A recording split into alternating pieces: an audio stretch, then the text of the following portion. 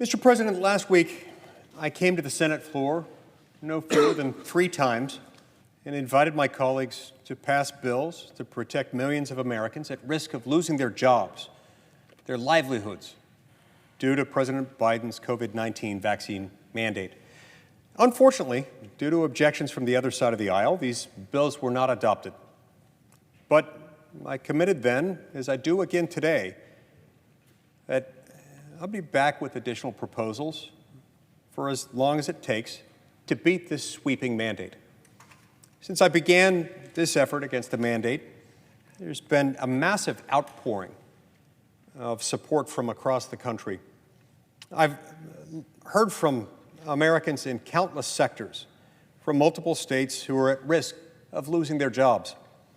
These Americans just want to make their own medical decisions, a right that has always been afforded and not challenged since the beginning of our nation.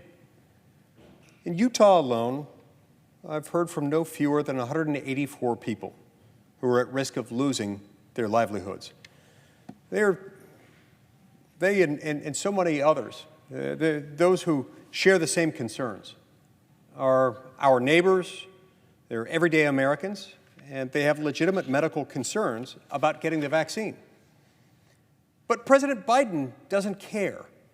He said simply, this isn't about freedom or personal choice.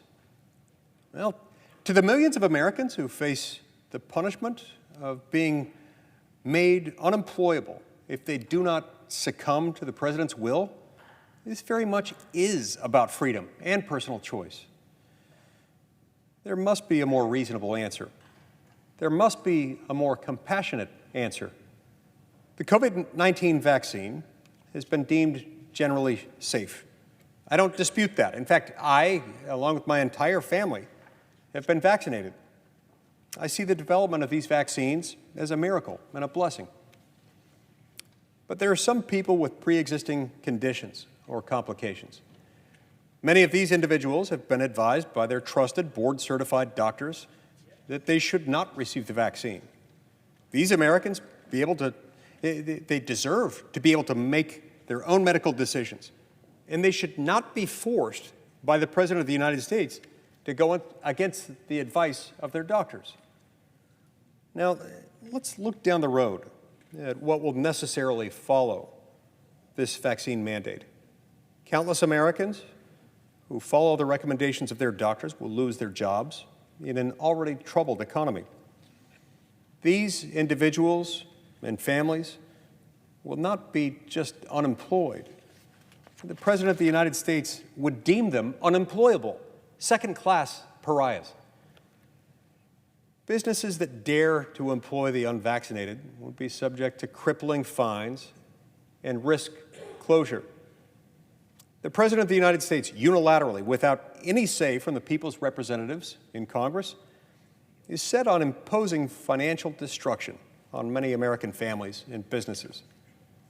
He's even targeting those with complicating medical conditions and forcibly removing them from the economy and much of broader society. So today, I'm offering the Senate an option to take a more compassionate, reasonable approach.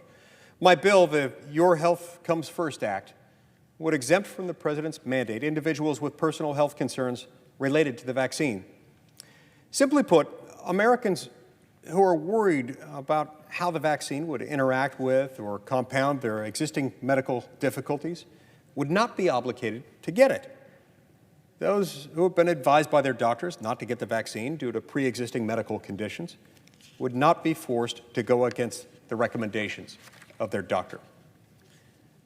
This bill is a reasonable and a compassionate solution to allow concerned Americans the dignity and autonomy we all deserve. This isn't the only flaw with the mandate. As I've said before, the President lacks authority to do this.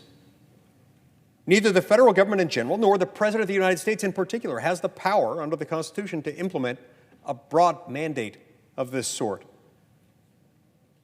Whether you think government ought to be mandating it or not, whether you think government ought to force people out of their jobs if they refuse to get it or not, that is a different, analytically distinct question in our constitutional system from whether the federal government has the authority generally or the president in particular has the authority. It doesn't, and he does not. These arguments need to remain at the forefront of the conversation. Questions regarding the constitutionality and the constitutional authority to issue this in the first place. I'll be back tomorrow with another proposal, and I'll be at this for as long as it takes to end this unconstitutional and uncompassionate mandate.